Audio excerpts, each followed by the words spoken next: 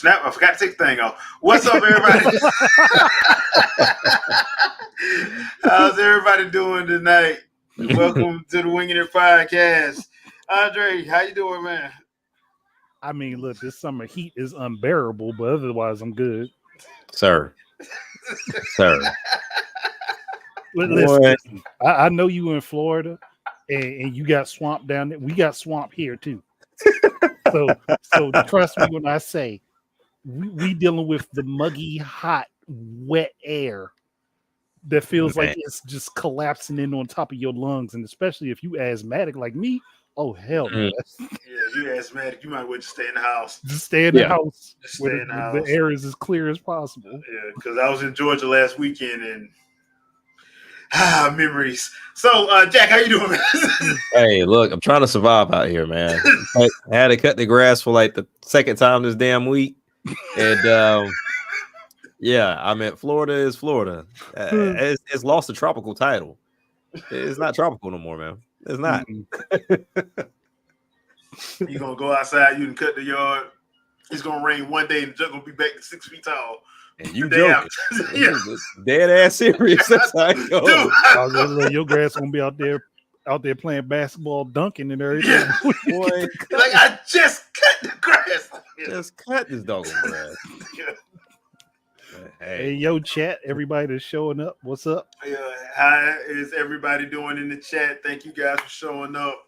First things first, BIPOC Stream Awards round 3 voting is underway. It ends July 5th, so make sure you go over to the BIPOC Stream Awards website. If you haven't got your votes in yet for round 3, please do so because it does end on July 5th, and that's Friday. This coming Friday, so make sure you do that. So this is our annual 6 months in show. So it's June 30th. Fittingly, we are 6 months into the year. So we're gonna start with Sony because we're fanboys. So yeah, Nintendo should be like Sony. You see it? We fanboys, so we starting with Sony. At least that's what I was accused of because somebody didn't like my poll. C'est la vie. All right, so for me personally, Sony has not pissed me off yet.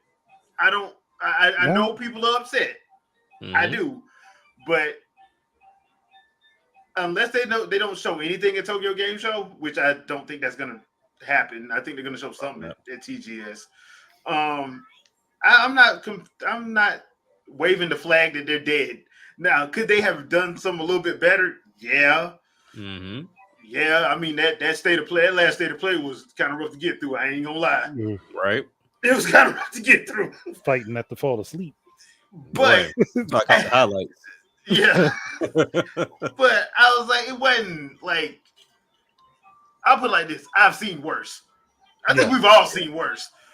100%. Yeah, so it wasn't like, I'm not finna put the death nail in them.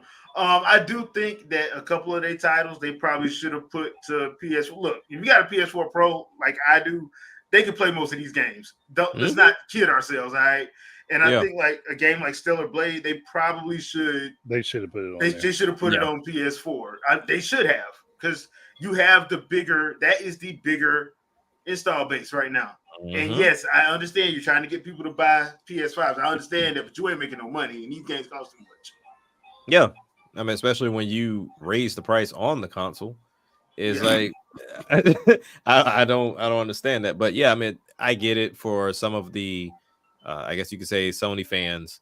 They want Sony to force everybody over to PS5. That's supposed to be a natural progression. You can't force people. Not in this economy. Not in this economic time. You can't force somebody to do nothing. You try to force somebody, they'll be looking at you like, okay, like. Because, I mean, there may be I can probably think off the top of my head 1 or 2 things from any game that's like, yo, it needed the PS5 for that. Yeah. There's maybe 1 or 2, and that's not enough for anybody to move from a PS4. Mm-mm. Especially if you got the Pro, like you said. I mean, you're good. You're sitting money right now. Yeah. Mm-hmm. I mean, I hate to be that guy, but it's the truth. I'm like, this has not been. People think that this generation has been like this huge graphical leap. It hasn't. It wasn't at all. Like not even close.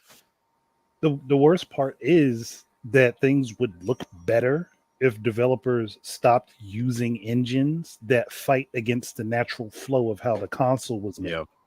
So if you're using the same engines that are going to process things the same way, that's going to order your coding the same way, and it's not what's congruent with what the system does, make much of a difference anyway. Right. Yeah. Now, of course, the other thing that I think is probably, and this goes for all three of them, honestly, and that's live service games. This stuff needs to stop. Yeah, those need to be dropped now. Those really need to drop. I get one or two, but I don't even get that. just like roguelites, it's getting to be a problem because, like, I'll give an example: Helldivers. Like Helldivers, like when this came out, people were loving it. Yeah. But now it's had what, a 80% drop. They said what 98%. Oh yeah. So because like you don't have enough content to keep, you got to have content to keep drawing because people's attention spans are like this now.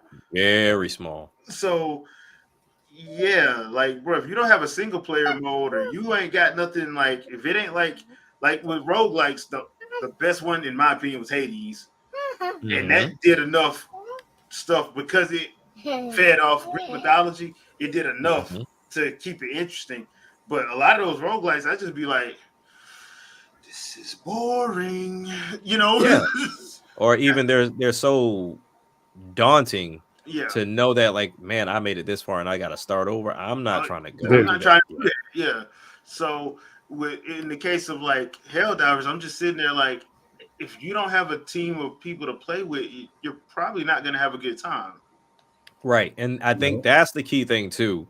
So if I'm thinking about, if you want to do the live service game, I'd say out of the three, they should have one per company, right? Yeah. Nintendo should have one to rely on Microsoft or Sony. Now, if you do that, you have to depend on multiplayer in the sense that you have to depend on people that, one, have friends that want to play. Two, if you don't have friends to play, you want to throw yourself into that big cesspool of people that do COD, that do 2K, that are very toxic when it comes down to playing games. For something very simple, like I was playing, was it Poker Star VR the other day? I wasn't even in the room 2 seconds and somebody was getting called a bitch. I was like, but we're playing poker or either blackjack or slots. Like, I wasn't even here 2 seconds. I don't know how you manage that, but you have to make these environments comfortable for, one, kids to come into, but then also two, for people to say, you know what, I don't mind linking up with a random to go in here and play. We both new to this game. The game made it to where, as randoms, we are both at this very novice level, so we're gonna struggle through this together. Opposed to like, hey, let's just throw everybody in the pool, and when that one person that plays the game religiously gets with people he don't want to play with because they just started, it draws people away from multiplayer. So then the live service games don't work. And then even when you talk about live service games, you got to keep drawing money from people. So when we think about like the World of Warcrafts, even I put Sims in a category. Like, I think that's where EA messed up big time, because I think what their DLC for Sims 4 is ranging over $1,000 at this point now. Yeah, so close to it. Yeah, it's like, close to it. You gotta one, make it enticing, and then two, make it affordable. Like, if I say, you know what, I enjoyed the base game so much that I'm gonna give you some more money because you keep supporting this game, you're counting on a group that wants to be like that new WoW group or that new group that plays League of Legends. That's a very small group, and that's usually PC. Very rare is it a console game that people will say, you know what, I'm sticking with this for a long period of time.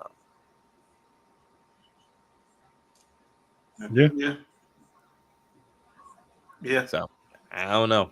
At this point, I see. I don't say it's doom and gloom with Sony, because Sony's fan base gonna always keep them alive. Like, they're gonna keep them afloat. But in reality, I mean, when we talk about games, I get these companies want to continue to churn out these big games and make profit off of it. But for me, if I'm Sony and I say, you know what, let's say our biggest game was Spider-Man 2 or God of War. All right, how much did we make? All right, that next game is going to be under that as far as budget is concerned, because now we know this should more or less be our marker of what we think our games are going to make going forward. Yeah. Yeah. But that's being reasonable. Yeah, true. I'm trying to help them out. See, what they need is more games that have a budget within the range of 20 to 30 million being the max that they spend Right. to put the games together. But since they introduced this hardware that they still don't know how to use, they've blown their own budgets up. Mm-hmm. Yeah. And You should that's not gonna be on have them. video games should not have $200 million budgets. They just shouldn't. No. I mean, because that's why the thing. That's why I brought up Stellar Blade, because like people were saying it hadn't sold to me. I'm like, it's only been 2 months, but people are expecting to get that, Justice League, Avengers money, because they make their money in 2 weeks. I'm like, that don't happen for no video game. That has never. It's not a constant thing for video games now. I'm like, even Call of Duty, then they make a lot of money in that first month, but it ain't what it used to be. No. And the sad thing about that is, as much money they spend on advertising and all that, that's not the profit that they getting. Like, so it's getting even smaller. You think though, like at this point, they'd realize that they don't have to spend that advertising on Call of Duty. All they have to do is mention that they're making a new game. That's pretty much all. And it advertises itself because the people that play it will talk about it. Yeah, and the other thing too is like what they did with Ghost, where they just basically reused maps, and that was the straw that broke the camel's back for me as far as like getting it, because I'm like, I just played this map in Modern Warfare 2. Why is this still here? Mm-hmm. And you just trying to tell me that this is all brand new maps? That's a lie. Mm-hmm. That's why, like, now they don't even lie about it. They just be like, "No, and we're bringing back this map, and we're bringing back that," because they got called out on it. All they had to do was at first just be upfront and say, "Okay, we're reusing these maps, but we'll just say we're adding elements to it." But they didn't do that. Yeah, they didn't do that. But so I want to get you guys' thoughts on what was, from the Sony side of things, from Sony camp, what was your game that you enjoyed, and what was the game you think got unnecessary hate? So, game that you love and a game that got unnecessary hate. Game that I love, Astrobot, offhand. And I will say game that got hate, was it is it called Concord? Oh, Concord, yeah. Yeah. So I get it. People kind of burnt down on hero shooters. Yeah. Give it a chance. I mean, I hear people all the time complaining that Sony doesn't provide multiplayer. Give them a chance. They at least make it work. Just give them a shot. And it looks decent. It looks like it could be something. I mean, similar to like Xbox's Fragpunk. Like, they look like they could be something different in that realm and in that space. And just give it a shot.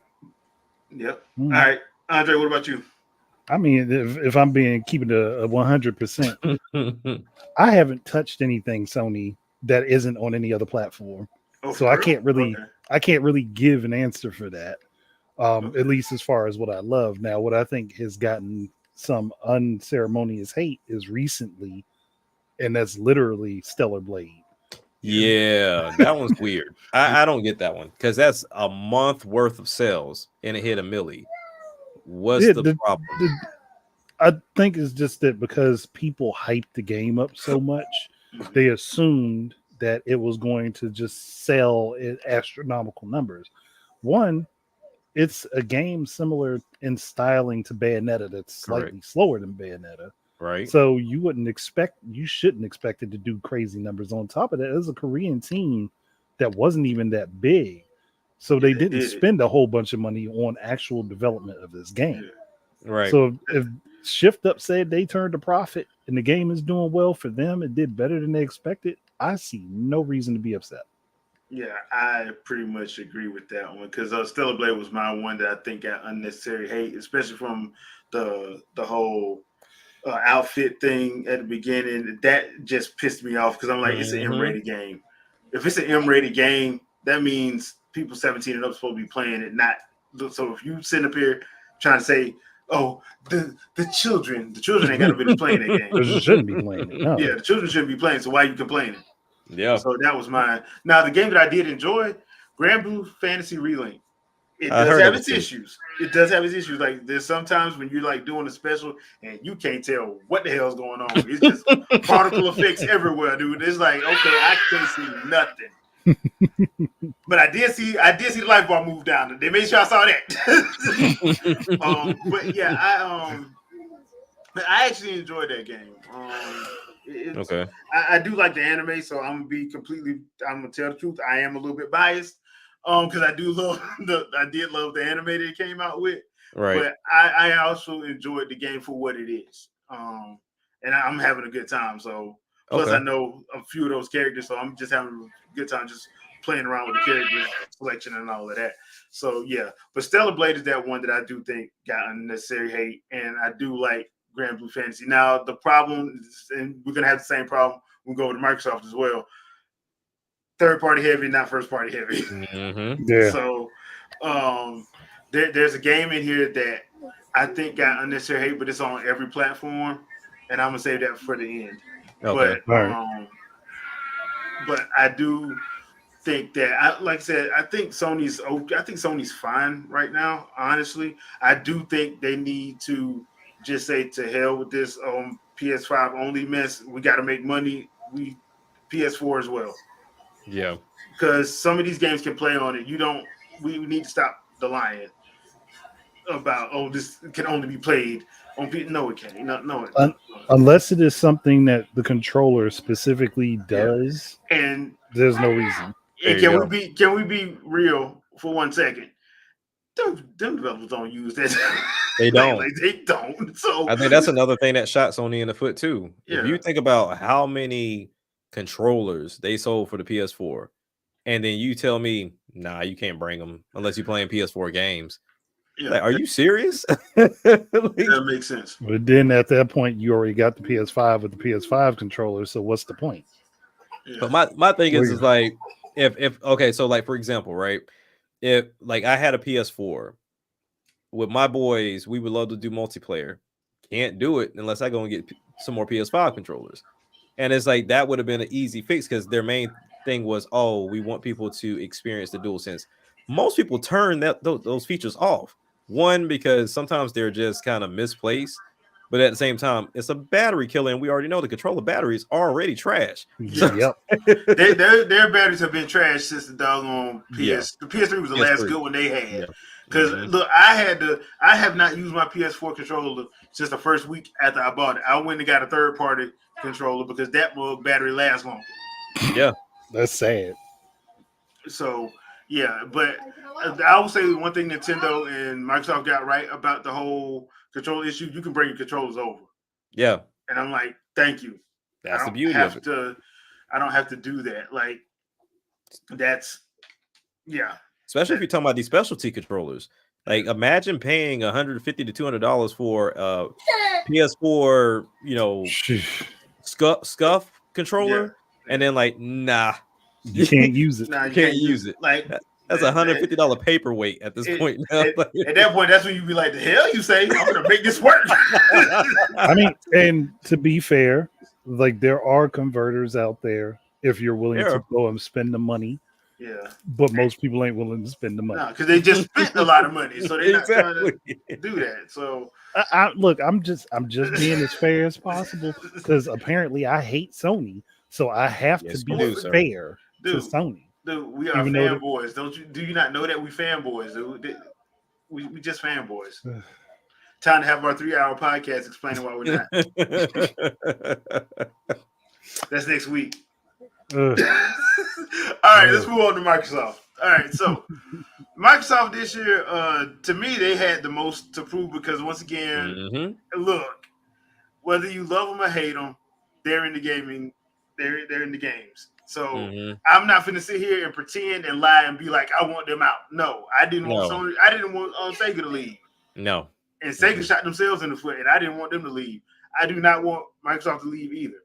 Yes, do they make questionable business decisions that I don't understand because I'm not privy to those conversations? Yes.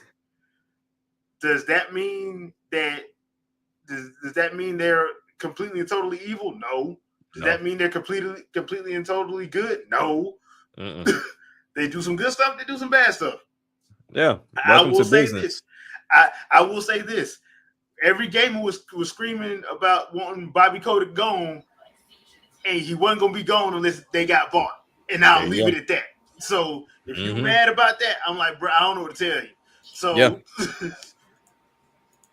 I don't know. I mean, like I said, you're damned if you do, you're damned if you don't in the world of business. Yeah. So it's like they want the companies to be their friends, but then like when you dog them, they're mad when they're gone.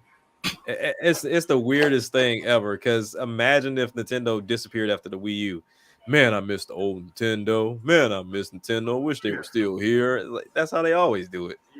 Damn, doom and gloom. Yeah, I hate doom and gloom. I mean, people already saying they missed the Wii U. I'm like, how many? I'm sitting here like, how many of y'all actually had it? Yeah, it don't make no sense like, for that. How do y'all miss Miiverse when none of you used it? Right. And Wii U is trending. But it's always trending. And that's what kills. It's like I can see if the Switch sucked, but the fact that the Wii U is trending consistently. Yeah.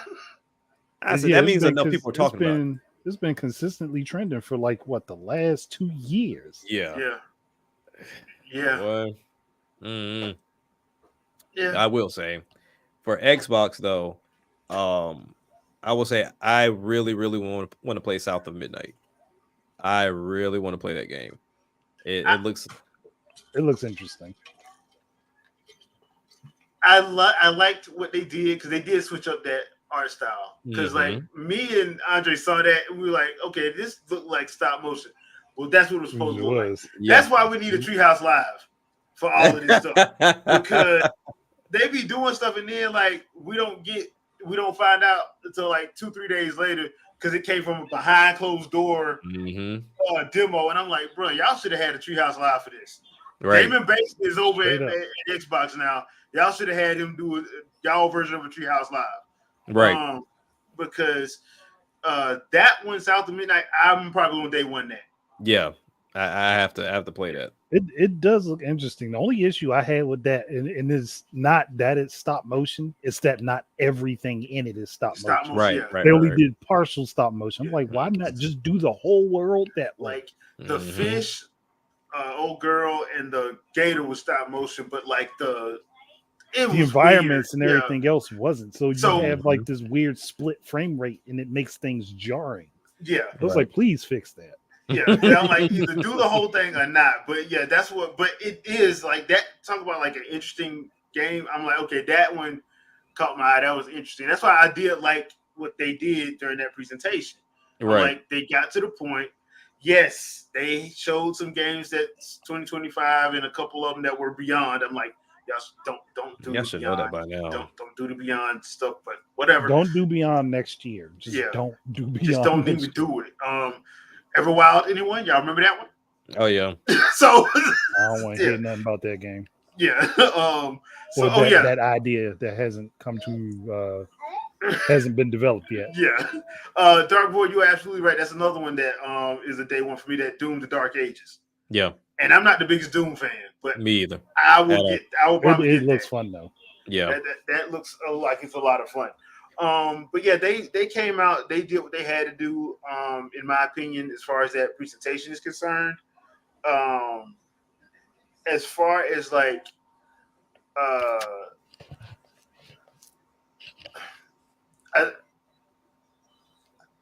I don't blame Phil Spencer for some of the stuff that a lot of people blame him for.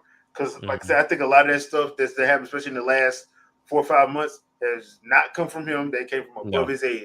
Yeah. And I know people want to blame him for it because he's the easy mark. Yeah. He's the face. Yeah. So I don't blame him for stuff that I'm pretty sure was beyond his control. Now, does he lie? Yeah, of course he does. He can't tell y'all everything because he has competitors. Yeah. Yep. You're not going to know everything. That's why it's like, look, I like doing predictions, but I'm not going to sit here and try to pretend like my predictions is fact. Right. So, That's just one of those things. I'm like, dude, like he can't tell everybody because you'll show your hand, and you can't show your hand.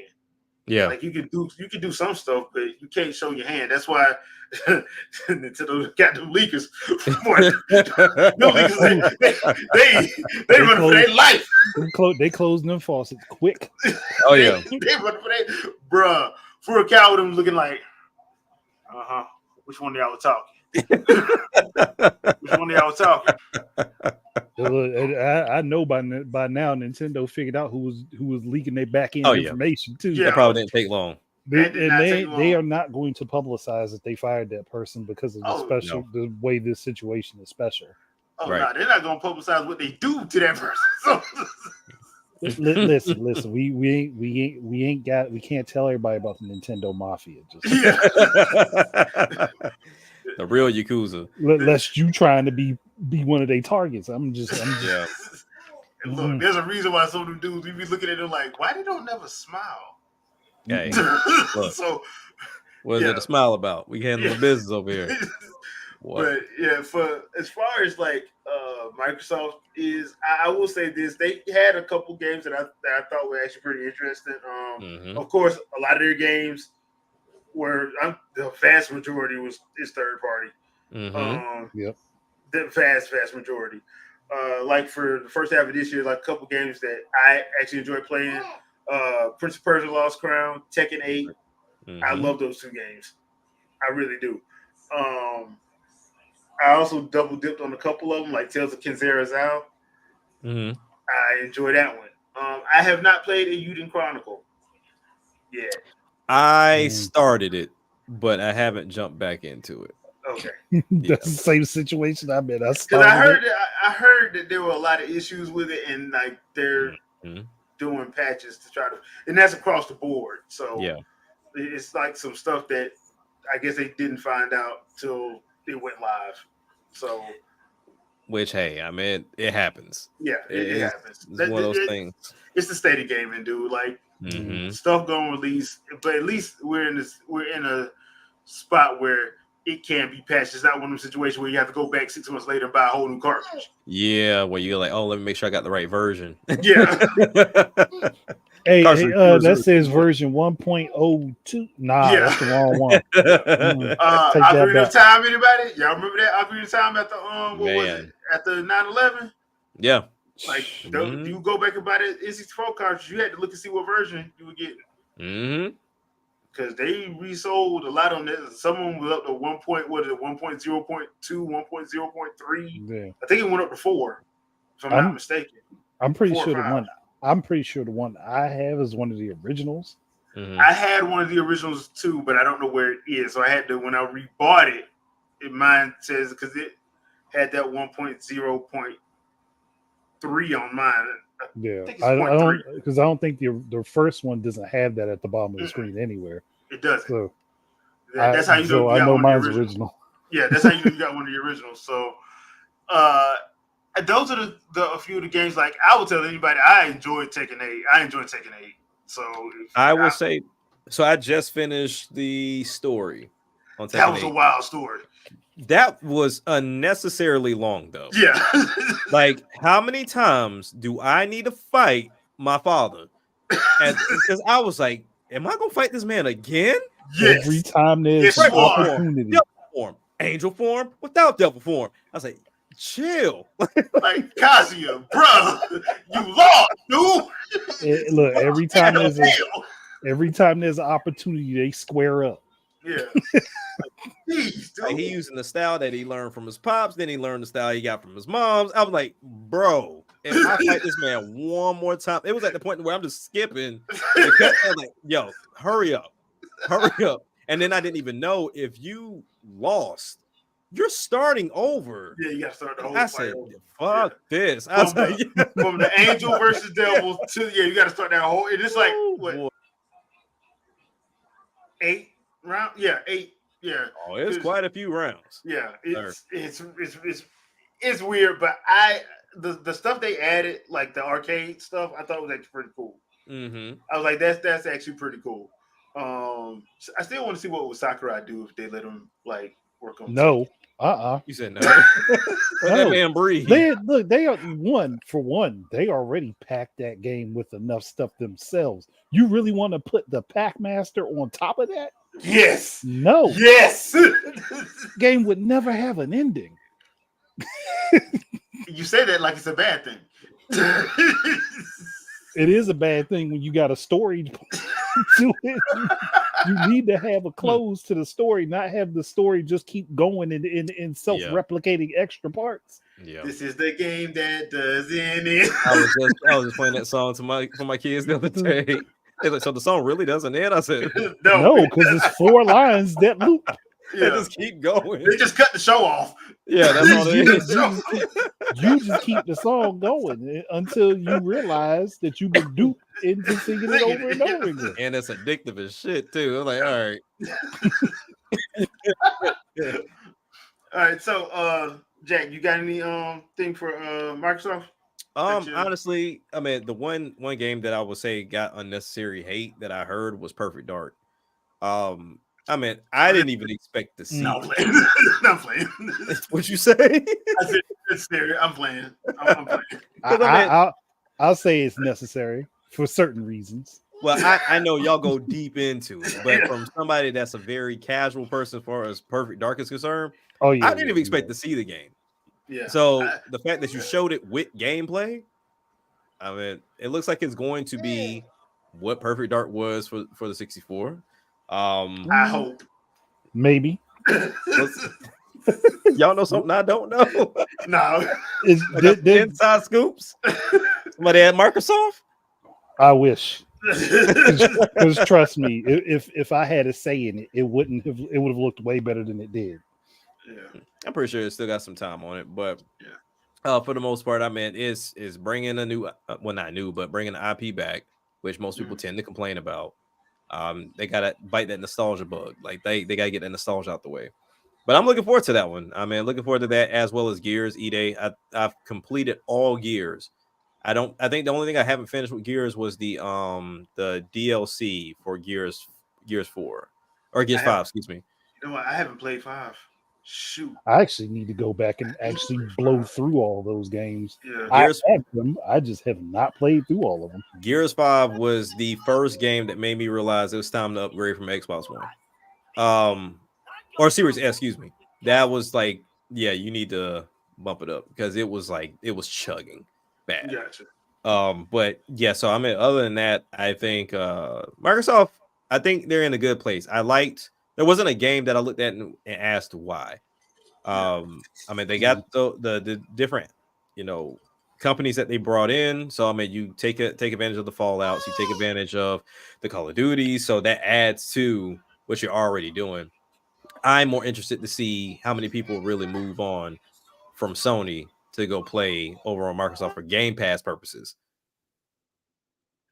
I think because I don't know how people feel about the PlayStation version of that because they do have their version. I cut my PlayStation thing off. I just have NSO and Gold. So I don't think it's going to be a big jump because I think what they're going to do is whatever they do with Call of Duty. I think they're just gonna mirror, but it's just gonna be for whatever PlayStation's is.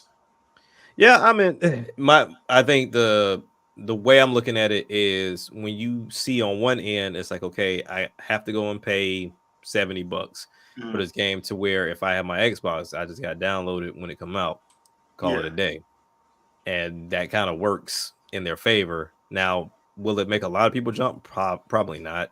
I mean, you still got your friends on a console, and that's what you're counting on is to play with your friends.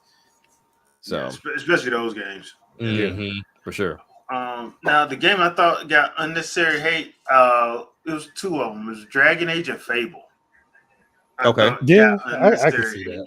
And I was like, y'all been begging for a Fable game for God knows how long, and as soon as you see it, it's woke, dude. You ain't even damn, bro. You don't.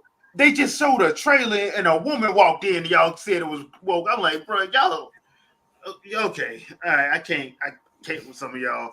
That's how it works.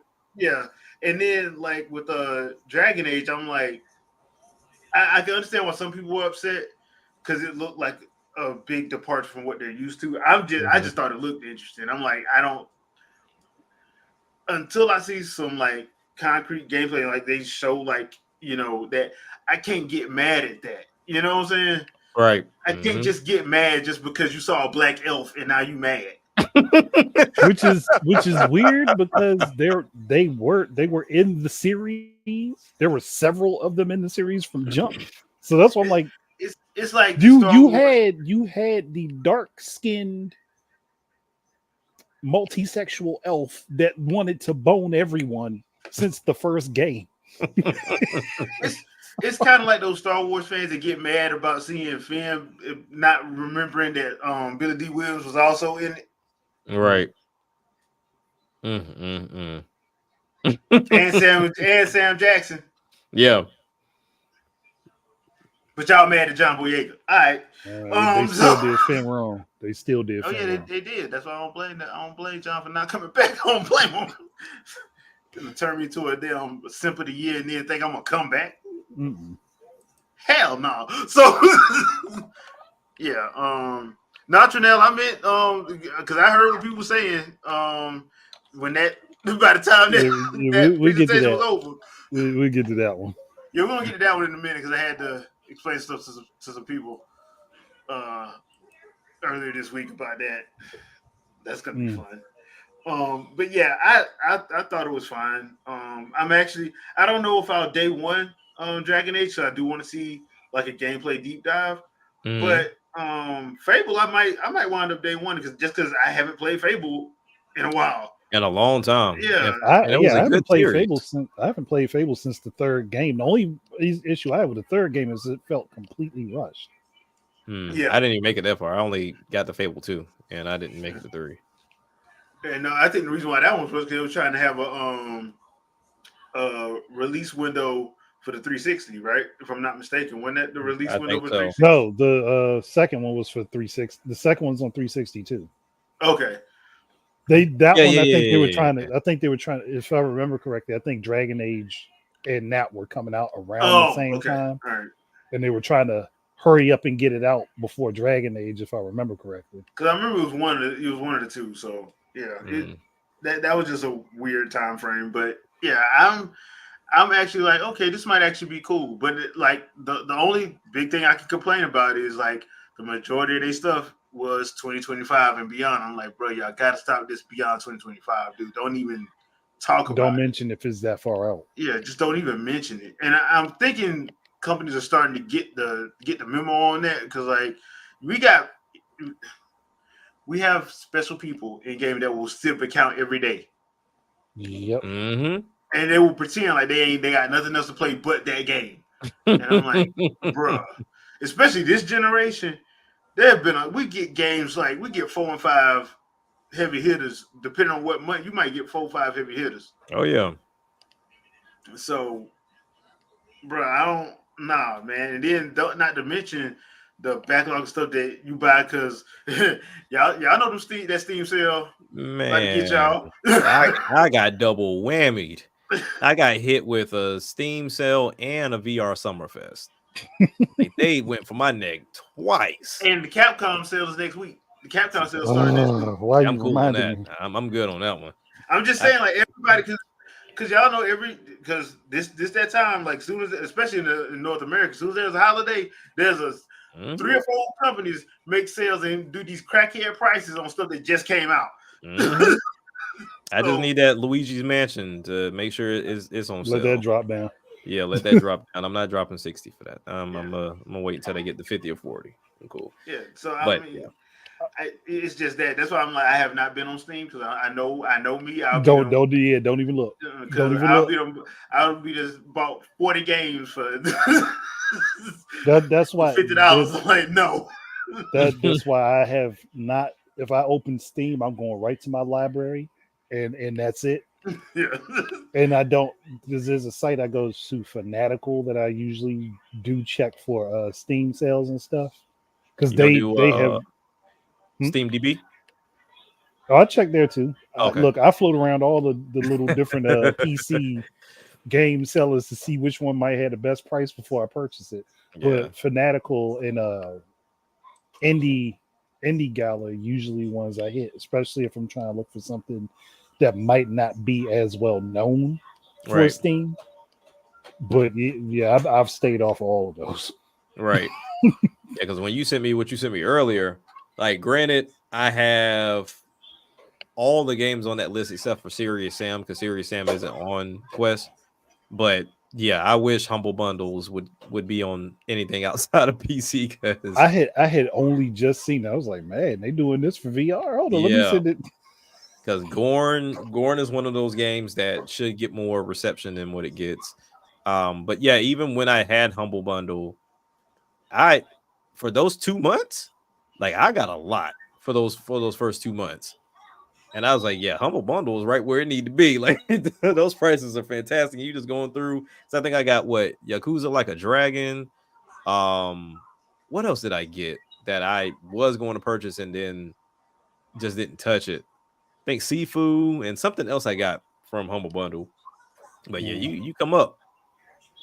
But yeah, these sales gonna eat everything, because like I said, with the VR Summerfest thing, I also subscribe to Quest Plus since they improved it dramatically. You also get discounts for having Quest Plus. Then they put the game on sale, and then you can go find a referral code from somebody to get another 25% off. So I was like, yeah, you literally buying games for like $5 or $9 at this point, dude. Like they really out here like, yo, come on, come buy these stacking. My kids out there like eating. Tyrone Biggums. Hey, buddy, got a game for you. That's pretty much what they're doing. All right, so let's go on and get Nintendo out of the way, because y'all know Nintendo, the weak console. I mean, God, they've been around for 30 years, and I can't understand why they won't move on to the Switch Pro. Yeah, they trash. Yeah, God, it's so trash. Jeez. I mean, I can't play anything that's not 120 frames a second. I don't understand why they don't understand this. But why would I want? Y'all see Bad Boys? Why would I want the cancer that's killing the very thing you say you love? I don't understand that. I don't understand that. I don't either. So, Nintendo has been doing Nintendo stuff, which is pissing everybody off and still making a profit. I don't know how they do that. And being petty about it. And then on top of that, ultra petty. Yeah, this Nintendo is like, they petty. They just petty.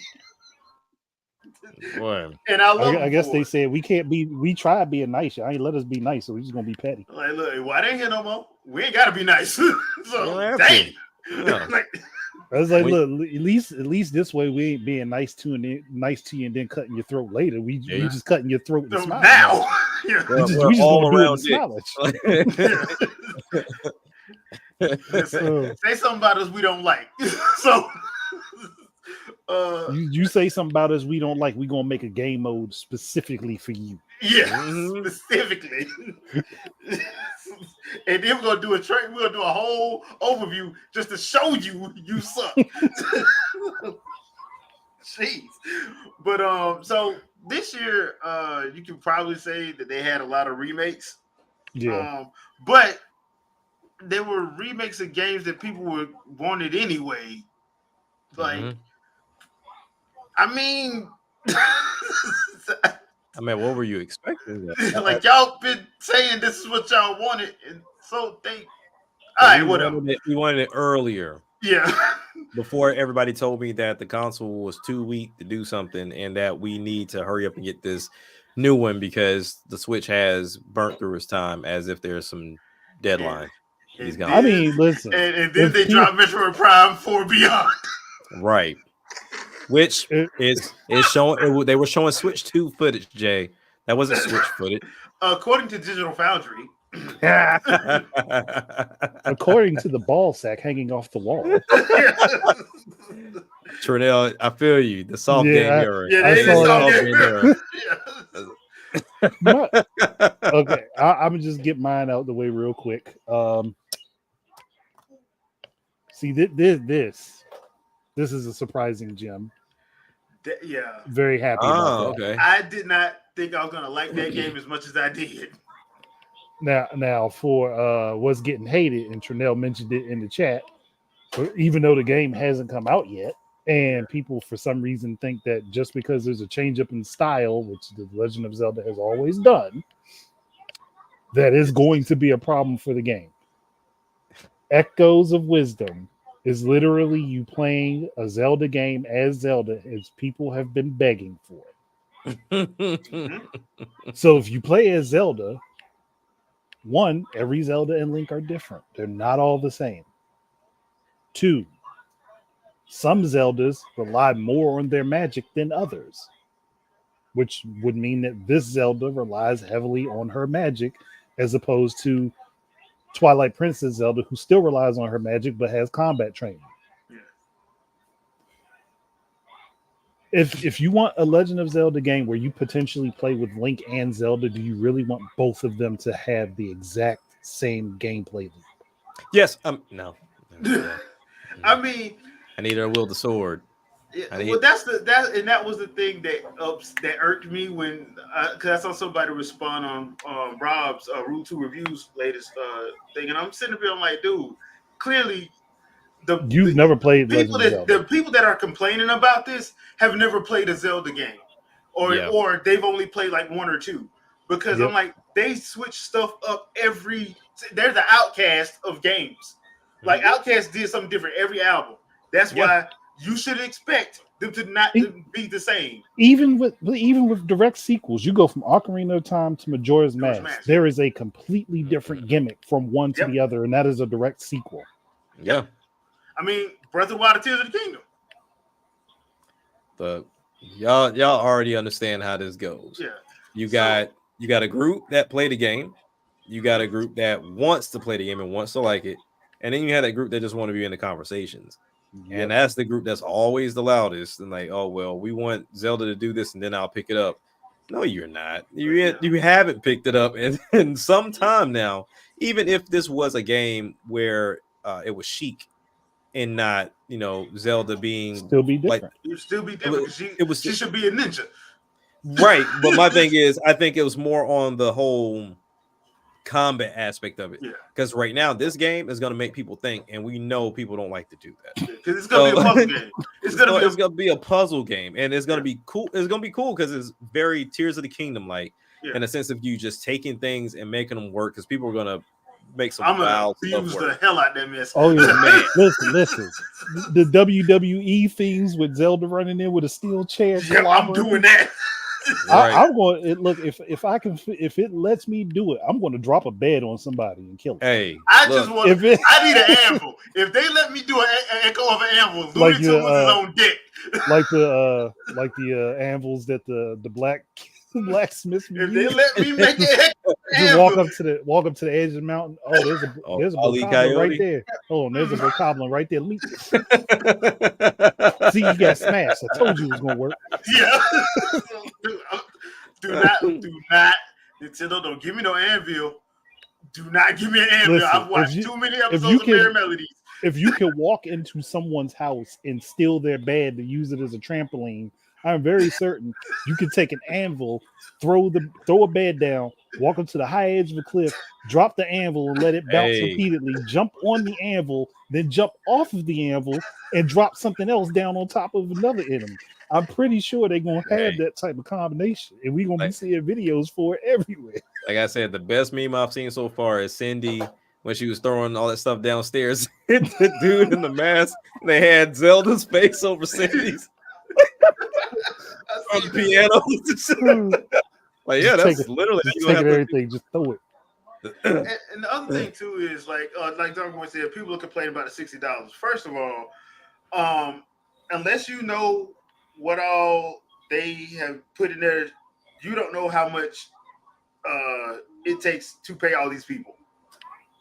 So yes, you're gonna have to pay for the game, and you're gonna have to pay the standard rate. The problem, and I can tell the problem with that is that everybody's still on this mindset that PS4 or PS5 and Xbox games are a certain price, they're somehow a higher quality. No, they're more when, expensive because of the technology used, not because of the quality of them. No, and that's why, like when I don't think it was you that said it when Link's Awakening got re-released. You like they're doing this for a reason. Oh yeah, Echoes of Wisdom is the reason why they were doing it because it's pretty much the same engine. Link's Awakening was a test. Yeah, it was just like. Well, people have somehow not understood this. The Skyward Sword release. Yeah. I was like, okay, there's going to be an element that you're in the sky with the next game with Tears of the Kingdom. It was written literally in front of everyone. Yep. Super Mario Maker 2 comes out. Ideas are thrown at the wall. Super Mario Wonder comes out after that.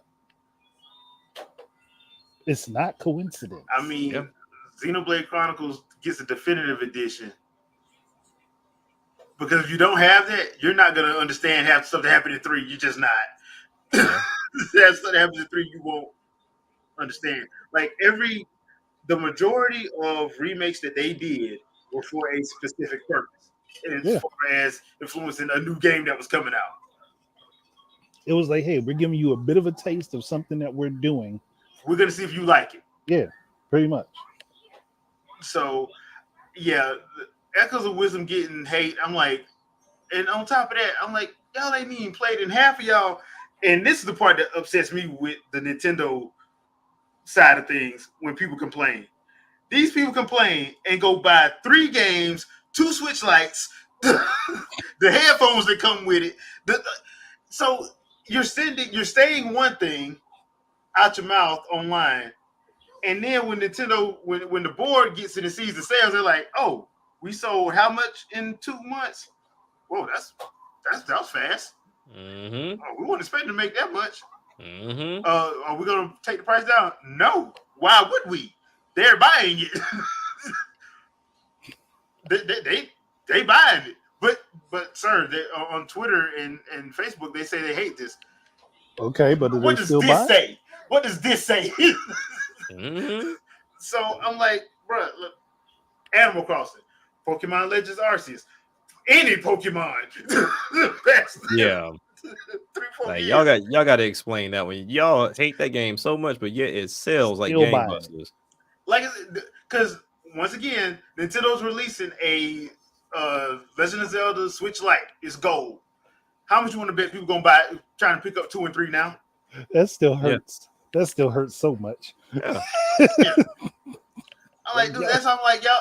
It literally makes no sense. Like, you complain, but then you turn right back on these. The same people that's complaining is gonna pick the game up at least 3 times and buy 2 Switch Lights. Right. So you're not standing on your word. I would say if I was Pokemon Company, I would start over. I would start re-releasing those first games just in these engines now. Like, you know what? I don't even want to make no more generations. I'm just gonna sell you Pokemon Yellow, Red, and Blue in this new engine and call it a day. I mean, they technically did that with a Hey You Pikachu and not Hey You Pikachu. Let's Go Pikachu and Eevee. Mm-hmm. Yeah. So all they really would have to do is go ahead. Okay, if we're doing a new generation, whatever. But we'll go ahead and do a Let's Go version of everything going forward. Yeah. Which I thought they were gonna do. I thought for sure they were gonna do that. They might still be doing it. They're probably still working out the kinks in the engine. Which would be nuts because we got another Legends announced before that did. Yep. Yeah. Because I thought that was gonna be the trend. We were gonna get Let's Go's, Legends, and then mainline series. It depends on what they have to work out. Don't forget the plushies and the movies. Oh yeah, I know those. I exclude mystery those. Dungeons. Yeah. I'll always exclude those, but like the main, like the 3 new ones. Because I mean, when we talk about the Let's Go's, it's just like I guess the introduction. Hell, even they got me to buy the little Pokeball on top of that. I was sitting there playing the game with a damn Pokeball, like having fun too. having fun. I was like, that was like, I don't know. And then you can hear it in there too. I was like, oh shit, man, I'm a real Pokemon trainer around here. Yep. That's how they get you. That's how they get you. Look, they got so good. They gave you a game that you can sleep with the Pokemon. Come on now. Yeah. Called it Pokemon Sleep. Reword that, sir. Reword that. Okay. They have a game that you can sleep while a Pokemon is near you. There we go. That- PR cleanup. PR cleanup. PR cleanup. Had to clear that up. Yeah. Because we don't want to silly right sleeping with it. Listen. Lore in Pokemon has said some things that are worse than trust me, my I little know. flub up there. Look, That's man, why I love. First of all, the mother in all these games is always pushing their child out the door. And there's Hey, always at 10? mysteriously a professor that ain't got no kids. Yeah. Whatsoever. I'm saying, AKA, it might be your daddy.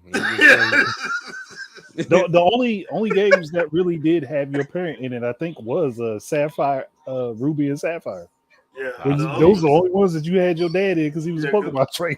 Because the other ones they was all He was single moms. Yeah. The other one is just a single mother, and there happens to be a professor nearby. This is stuff I hate about being an adult because when you see stuff like this, I was just so innocent as a child. Yeah, I'm not thinking about a 10-year-old getting kicked out the house to go be a Pokemon trainer. It's like, oh, this is a cool thing. I wish I could go do this as an adult. You're like, why are we kicking the kids out? Right. Yeah. Like, what you doing? Know exactly what they're doing. I mean, we know what Professor Oak and Miss Ketchum was doing. Yes. Yes. So there's another game that I thought got a little bit of weirdness around it, and that was Endless Ocean Luminous. I'm like, y'all actually got mad at this? I thought that was weird. They don't know what it is, and they refuse to play it. Yeah, but like I saw some stuff floating around on Facebook because people are uploading the pictures of the fish and all that stuff, and I'm like, okay, it actually looks like one of those relaxing games. I never played it on the Wii. But it looks like one of those relaxing games. I just don't have time to put that much time into a game right now. I just don't. I have way too much stuff right now. See, that's all Endless Ocean is meant to be. It's just a time to relax and chill out, maybe swim with some fish. Yeah. Explore ocean a little bit. That's it. That's all it's meant to be. Now, the other game that I thought was just weird, and that's because Atlas would not explain it, is Shin Megami Tensei Vengeance. I'm like, is it DLC? Is it a... Yeah, I'm still confused on that. Is that a new game? It's the same game with added stuff. Yeah, with a director's cut. Basically. And they got rid of the original version. Yeah. Which I think was a bad idea, because then you have people that would be interested in getting the original because they want to see the difference. But they didn't think about that. They was like, oh no, we're just gonna clear this out and not tell nobody. So I'm assuming there's a reason behind that, right? I would assume. More than likely it was just because somebody thought it was a good idea to remove them, and they didn't want to confuse people, probably. But if you're trying to make money, why get rid of the original version? Yeah. Especially when there are probably people who would prefer to play the original. That was just a moment. Because I'm sitting here, you can look on Xbox right now and see that Ubisoft has several different versions of the same Assassin's Creed games sitting up for purchase. Yeah, I mean, they got several different versions of Child of Light, and that came out in 2014. So no damn sense. The game ain't that damn good. Just saying. Yeah, so that was just the weirdest thing to me. Now, I do want to talk about this one game that got hate, and it got hate for the wrong reasons. And I think a lot of people they jump on stuff because, and then they're mad because of a certain reason, but they're trying to use excuses of other things instead of just being honest. And that was Tales of Kinsera's out. Which one? Tales of Kinsera. Oh, okay. I love that game. It basically deals with grief, the death of a loved one, grief, and it's action platformer along the lines of like Metroid and stuff like that. So it's an action platform. Do you feel like with this release that it was a little too close and too similar to Prince of Persia? No. Not really, because Prince of Persia. The only thing I didn't like about Prince of Persia was the Killmonger haircut.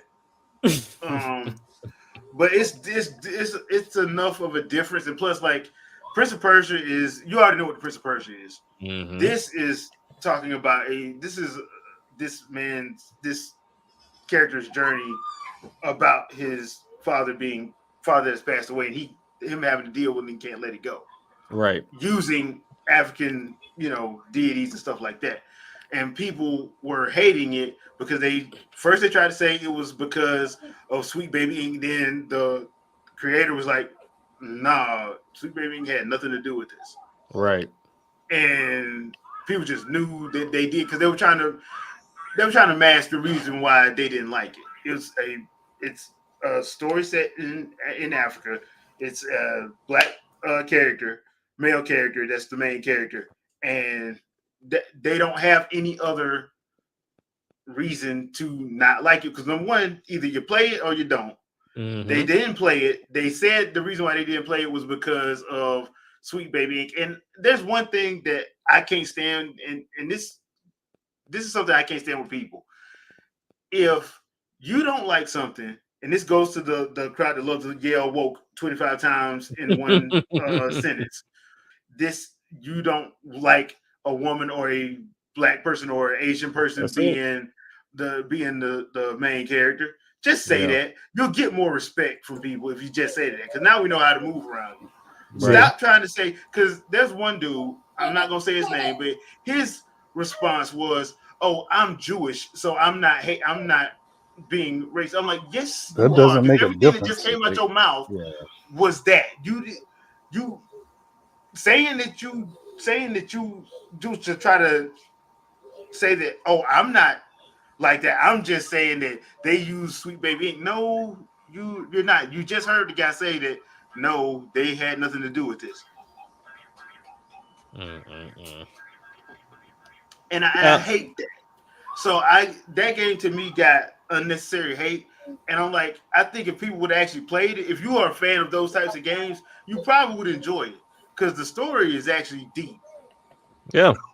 and it's actually fun and engaging.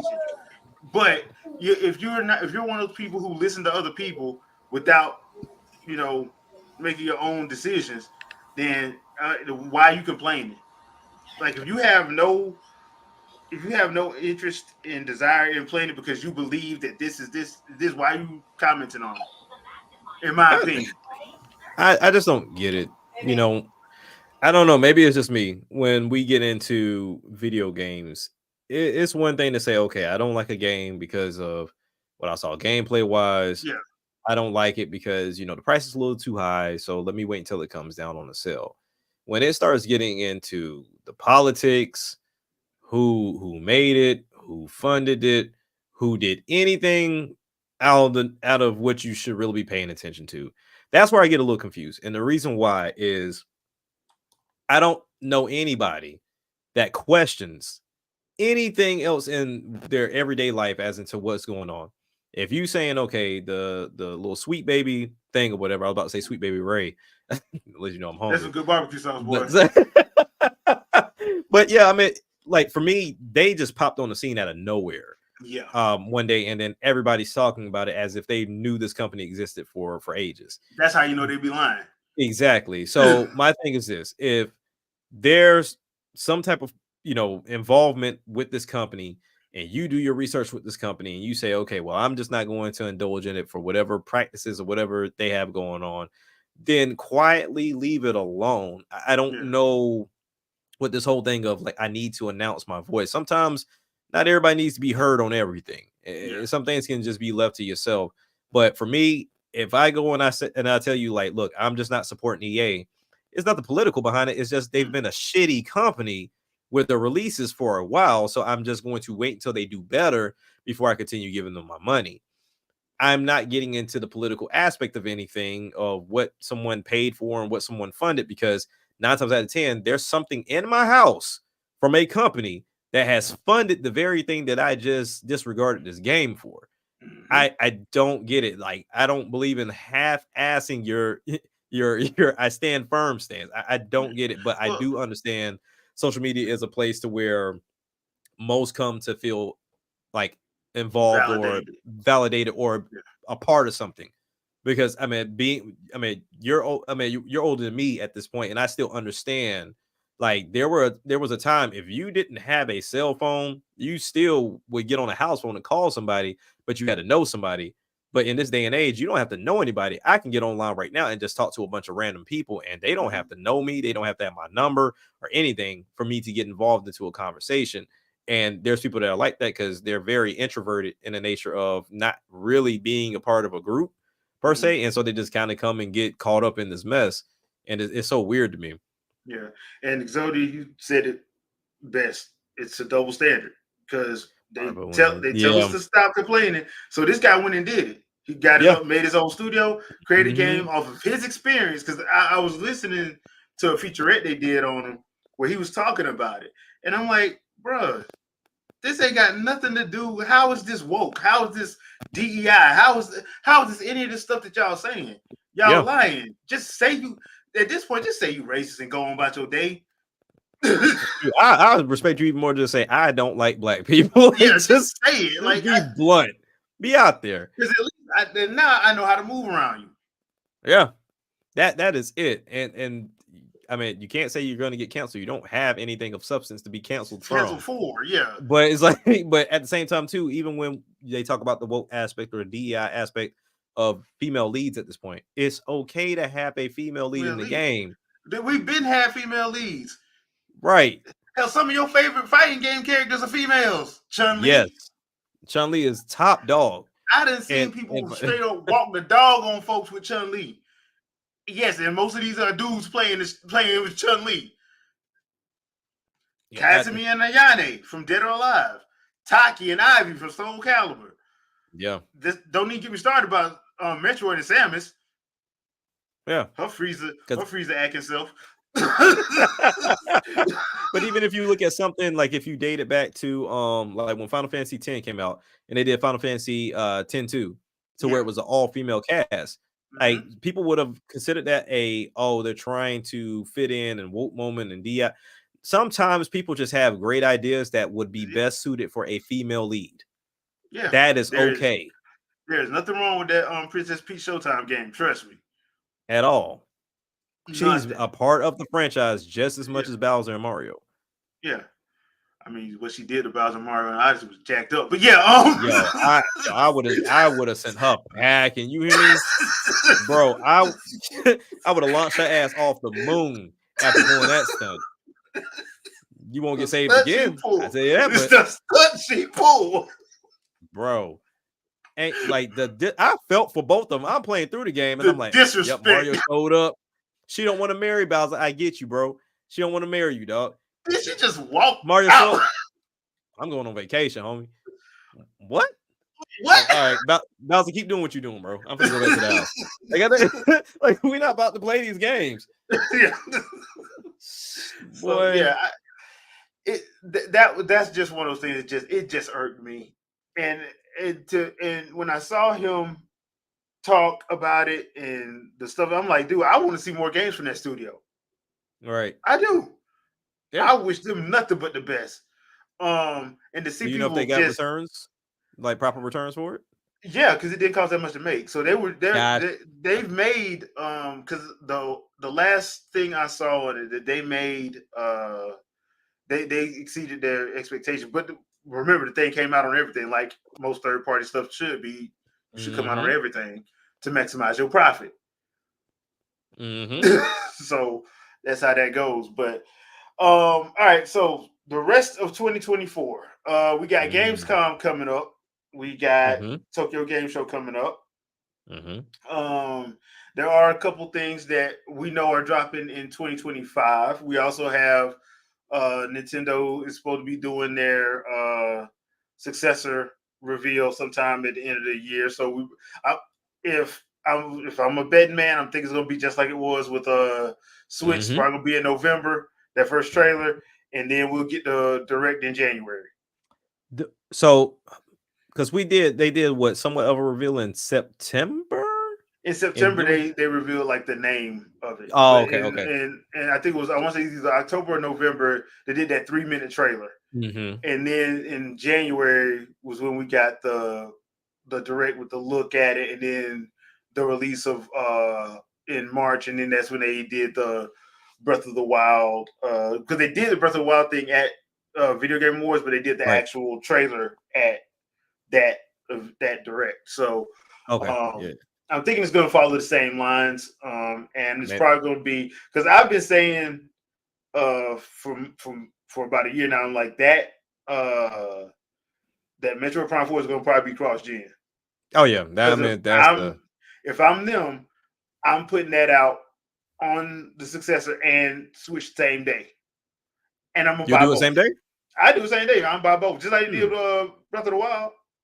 Breath of the Wild came out on the Wii U and the Switch same day. Which one of the Zelda staggered? Was it that was Twilight Princess? Okay. Twilight Princess was the one that was staggered. Gotcha. Okay. So, I don't know why I thought it was Breath of the Wild, but yeah, I was thinking about staggering. Because I mean, when I look at it, Shadow. When I'm looking at the successor with Metro Prime 4, to me, I would only release it on the same day if it's not that big of a difference between the two. It's probably not going to be that big of a difference. This is Nintendo we're talking about. Right. Now, let's go into fairy tale world to where, like, let's say all this DLSS shit is factual. Mm-hmm. And let's say they go and they show it and they're like, hey, this is a Switch version, but now I had that damn thing. I sold mine. I shouldn't have sold it. But if they come and they show, okay, here's the Switch 2 or whatever it's going to be called. Let's show you some games that you already have on your Switch. Let's show you what it can do on this new successor. And it's like night and day difference. I'm staggering those. Because I'm curious to see what they do, because I feel like they're gonna get a little bit more juice out of some of these Switch games before they really start putting a lot of I guess you could say Switch 2 titles out there to say, all right, cool, these are like only for the Switch 2. We're gonna get that cross gen for like the first 2 years, I believe. Well, you got to remember, Sony's probably gonna send somebody out to say that the PS2 sold 25 million more. They're not trying to get it. They're not trying to give it that W, boy. The PS2 sold 2 million units. 200 but it don't benefit them at all. Like, why do you have to keep lying about this? They gonna start selling a PS2 Lite. Just so That's rough. That plays Blu-rays, but not 4K, just Blu-rays. And it's not like I don't understand what the appeal. I don't understand the need or the thirstiness of doing something like that. Like, dude, it's Nintendo hit lightning with a bottle just like they did with Wii. You didn't outsell Wii, so if Switch is outselling you, you don't need to. I guess because PS2 is your crowning achievement, I guess.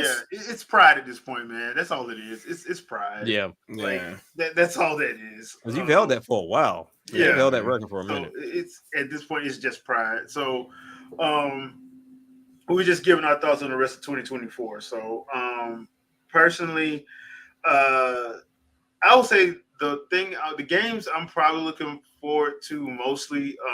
I want my Treehouse Live of Metroid Prime 4 Beyond at some point. I think we deserve a direct for that, a straight up direct for that, standalone 30-minute direct for that. And I'm actually, as much as because I had to come to peace with the Perfect Dark situation, I would like to see a full-on gameplay demonstration for Perfect Dark. And not their version, their 8-minute version where you don't hardly see nothing.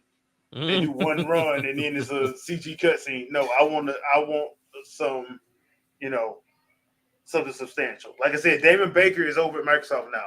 Let that man run it. What will work for me for Perfect Dark would be show me the multiplayer.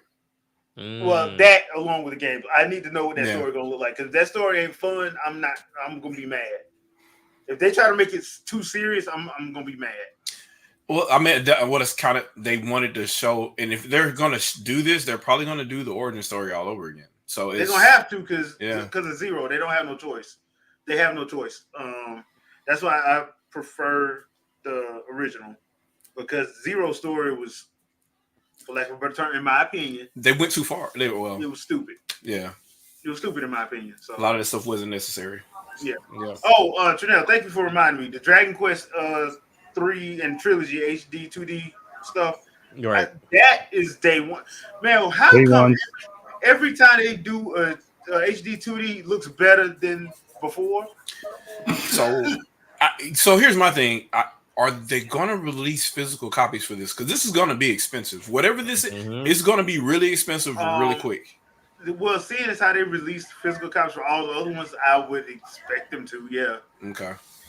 I mean, because they did it for Live. Now, the Live Alive and Triangle Strategy was after digital release, like a month later. Yep. But it still came out. I think and the Octopath 2 was physical first. Yeah, Octopath 1 and 2 was, well, 1 I think was physical first, 2 was same day, if I'm not mistaken. So, yeah. I was just, because when they showed the trailer for it in the direct, I was sitting there looking, I'm like, this looks better than Live Alive, and Live Alive looked better than Triangle Strategy. Triangle Strategy looked better than, I'm like, bro, how are they doing this? How are they doing this? So, yeah, and then the surprise of them saying, 1 and 2 is coming in 2025. I'm like, so we doing same cartridge or what? Yep. I'm going to figure that Dragon Quest 1 and 2 are going to be on the same one. Yeah. I'm just hoping that there's some they continue to do the physical because you're already putting it on the system that's on its way out the door. Those copies are going to fly off the shelf and they're going to be rare real quick. So what you thinking? Like in 2026 is going to be like $300 to get one? Wouldn't be a surprise. Yeah. How much was it get a Wii U right after they went off the market? Yeah, $600-700. No, I seen some for $1,500. Yeah. So I mean, to be fair, these are sealed in box, but okay. Yeah. I mean, but sealed in box. Wish I had a couple extras sitting around. Right. Xenoblade Chronicles X still going for like $400-500, depending on. Did you ever get that Xenoblade Chronicles 2 when I told you to? Of course I did. Because that right now that Torna Golden Country that jumped like $300. Yep. So I have a copy of Torna. I have not touched it. I have Xenoblade Chronicles 2, the special edition and the regular edition. Okay. I had to open the special edition though, and I have 2 copies of Xenoblade Chronicles X, one sealed special edition, and one not opened, and 2 copies of Breath of the Wild. I got a sealed Switch one and a sealed Wii U one. I could never get a sealed. I couldn't find a Wii U one. Well, it was a mess up by Amazon. Actually, that's how I ended up getting it. I was like, "Well, I got 2 out of it. Whatever." They gave me a refund, and then I kept the other one sealed. So that's how that ended up working. It was a freak accident. Yeah. So if you're gonna get those physicals, y'all better. Hey, look, I know people have their feelings about pre-order, but I pre-order to make sure I get one. Yeah. Gosh. I have to, because if you don't, I mean, like I was telling Shadow, like when Torn to the Golden Country, when it was rough, when they went through that inventory, people were selling them most for like $100, $200, $300, and people were buying it because they couldn't find them nowhere.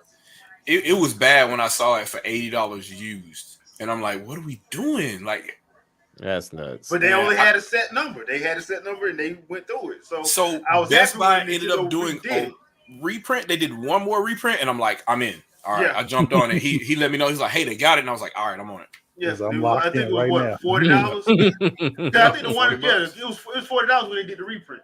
Yep, it was $40. I will never open it. Leave it sealed. Let it just sit there.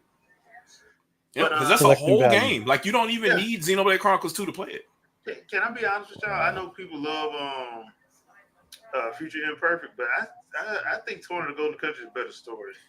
I'm going to say it has a better end game too, as far as gameplay goes. Yeah. I like Future Imperfect. Don't get me wrong. Yes. I just in Future Redeemed, I like both of them. I just think Torn to the Golden Country is better. I think Future Story-wise. Redeemed had a better combat system than Base 3 did. Yeah, but not as good as Torna. yeah, Torna was, I don't know how to explain it, but it's just so good and broken. I love replaying Torna. I love replaying Torna. So yeah, I will say this: Jen would have wiped the floor with Ian. Anyway, Yeah. Jen would have wiped the floor with Ian. Ian was annoying. Jen was cool. Yeah. So but all right, Andre, thoughts on the rest of 2024? I mean, all I'm waiting to see is how many more things I said should happen are going to happen. Sean is not coming to Street Fighter 6, dude. I'm sorry. I'm not talking about that. Look, listen. It's not my fault that Capcom decided to half-heartedly listen to me. Because they half-heartedly listened to me and then re-released the original Resident Evil trilogy on Good Old Games. Perfect Dark coming to NSO. Mm-hmm. Yeah. I mean, you just look through my pitch for Switch list. And I'm pretty sure Conker's coming out. They put that material. Conker, It's only a matter of time now. Yeah. that is definitely because you're not going to make a separate app for two games. You're going to see Conker coming, and on top of that, I get the feeling Diddy Kong Racing going to hit too. What's going to be tricky is, unfortunately, I don't think Mortal Kombat makes it. No. Because no. and that's not even another realm thing at this point. You're talking about two other different publishers who currently don't exist right now. Because ain't that the same problem Microsoft had when they were trying to get what was it, Ultimate MK3 or something like that? They couldn't do it because Williams at the time, Structured Software, who owned the code, and then Midway, who doesn't exist technically anymore. Yeah. It's just too many copyrights you have to go through to get Look, that. I already software. said Metroid Prime 2 and 3 remastered is going to be coming. Now, Twilight Princess and Wind Waker. I don't even know why you would want it though. I don't know if you want to because they'd be inferior to the Wii U version. There you go. Well, that's the thing. That's the whole thing is fuck Wii U. That's what they're saying. Sorry, children in the chat, but that's why they're saying that. They say that, but then they go beg for Wii U games. There you go. Yeah. Because the only combo I want remake is Ocarina of Time and Majora's Mask. That's the only one. I would want them, but then again, if you did that with the 3DS versions, those would still be inferior to the 3DS versions. Honestly, I'm saying don't do the 3DS version. Do an actual. I'm talking about just because if you can take the aesthetics from those versions and the emulation on the GameCube version was pretty good though. But that was a limited edition disc, so I don't know how many people experienced that, but that was pretty good emulation. And then it had the extra Master Quest on it too. Honestly, I wish they would just release that as its own thing. The Master Quest? Yes. Yeah, that should be a thing. Yeah. That should be a thing because that was rumored for a long time. Zelda. It was loaded on the DD. Yeah, and it never happened. So Nightwolf. Thank you for saying that. Yes, the gamepad. Because once you've had a clean HD, you can't go back to it, man. You can't. Not unless you forced. Yeah, and I don't want to be forced to do that. So, yeah, and this comes from a Zelda head. So, here's the thing with that too. Like, it hurts because you end up playing stuff like Shantae. You end up playing stuff like Zeo Drifter. Ninja Gaiden 3. Ninja Gaiden 3. You start playing all these games where like you don't have a HUD, you don't need a HUD. You have an entire menu system sitting in your lap. And you just press one of the icons and it works just as quicker than you would if you press the button and went to the menu to select something. It's a night and day difference, like an instant map, like that kind of stuff. It's hard to go back to that. It was rough for me playing the rest of the Shantae games. I was struggling.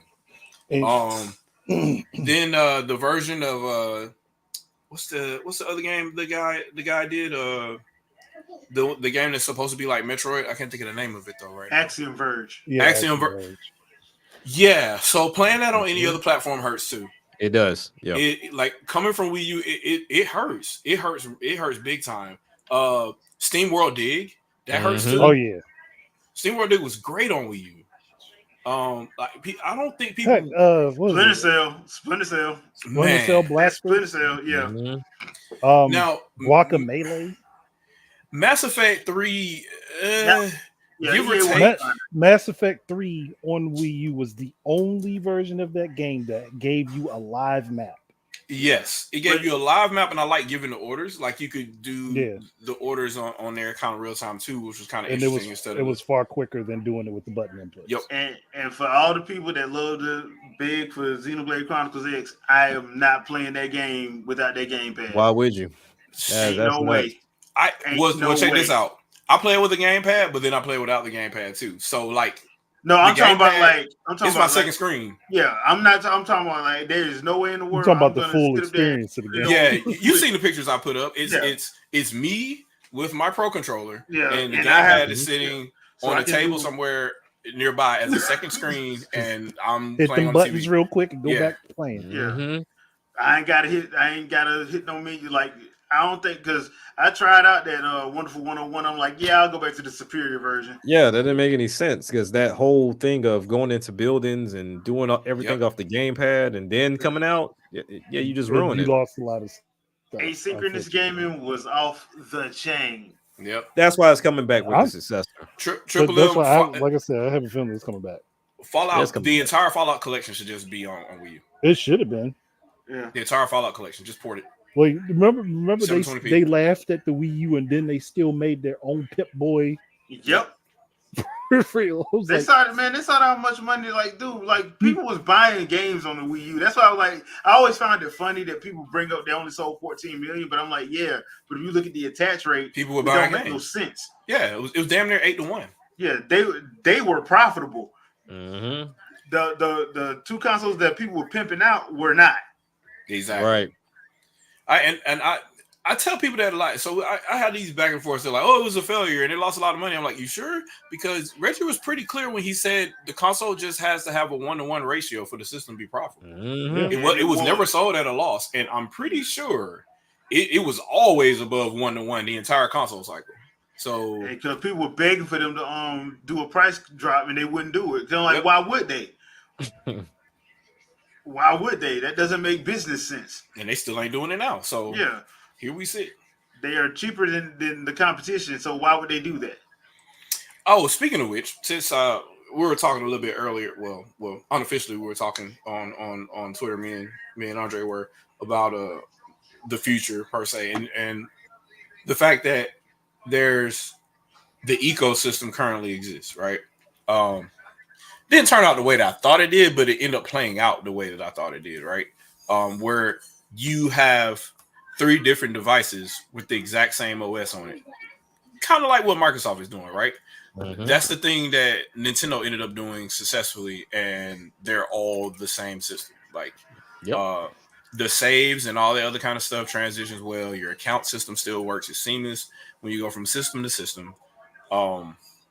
That continues going forward. I guess my question is, does Nintendo do another model that's a pillar before the successor or around the successor as well? Because you got to think, they still have a whole bunch of these SoCs around, right? And Nintendo is good for, we're going to pimp out what's left in our warehouse until it's all gone.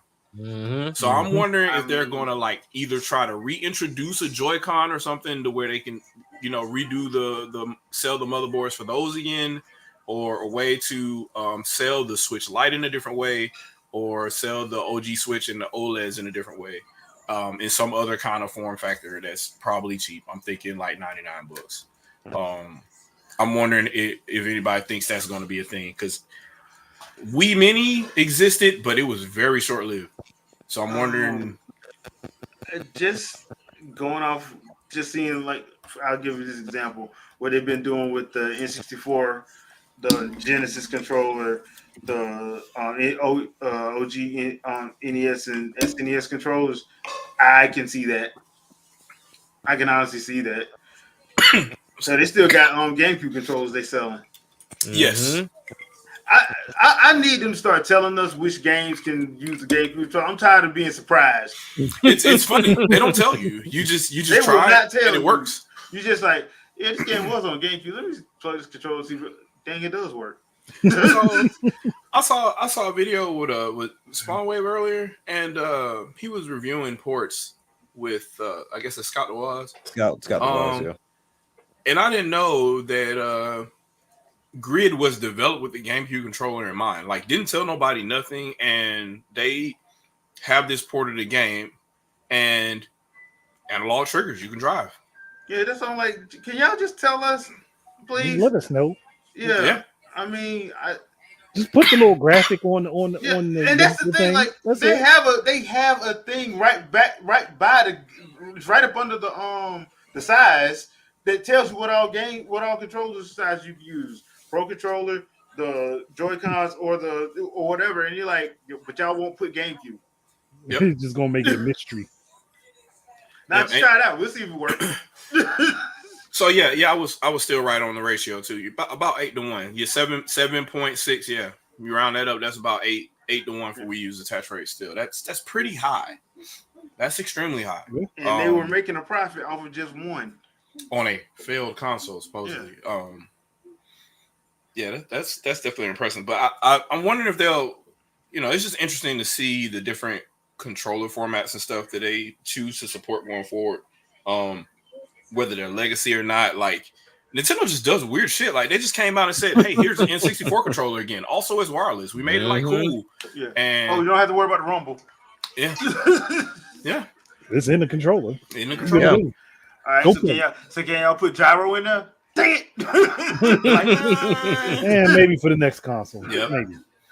Now, if you put gyro in there, then the whole dual analog thing goes away. But hey, you ain't gonna hear me complaining. Yeah, right. Yeah. That's exactly why he was like, "No, I just go ahead. I'll play with my 64. I'll play my 64 controller." Yeah. So I tried to do analog Perfect Dark, and again, I had the same problem I did playing the Anniversary Edition on Xbox. It doesn't translate well. It's kind of slow. You have to because the way it's the emulation they use, and you have to fix that controller. You have to change your control scheme. Yeah, and when I do all that modifying, I'm just like, nope. Well, I found one that works for me. It's the same one that the guys that Switch Up use, and I found that to work. But that's a lot. They did in that video. The control scheme was they just changed ZL, ZR, and L and R. They didn't have to go back into the system menu and change the buttons either. It's already okay. Yeah, well, they took the reverse pitch off. GoldenEye. Yeah, GoldenEye was bad. You had to go all the way out to the main menu and map stuff, and then go back. If you already did the remapping for GoldenEye, all you really have to do is make sure you go into the settings and change the controller in Perfect Dark. Yeah, so I think it's 1.2. Yeah, it's 1.2 in Perfect Dark, and because they swapped the control schemes around. I didn't even remember that at first. No, and you have to take reverse pitch off. Yep. Yeah. So, because I was like, why? Because when me and Andre were playing, like, why am I looking the wrong way? And then I'm like, oh, that's why. Yeah. Reverse pitch only works if you're used to using the C buttons. That one's straight up if that's your preference. That's a preference thing. But so, the question: control scheme itself, it has to be swapped. So when we talk about control schemes and how Nintendo likes to just throw surprises on people and say, "Hey, GameCube's going to last another generation," what would we say would be like a one key feature you're looking for this next controller with the successor?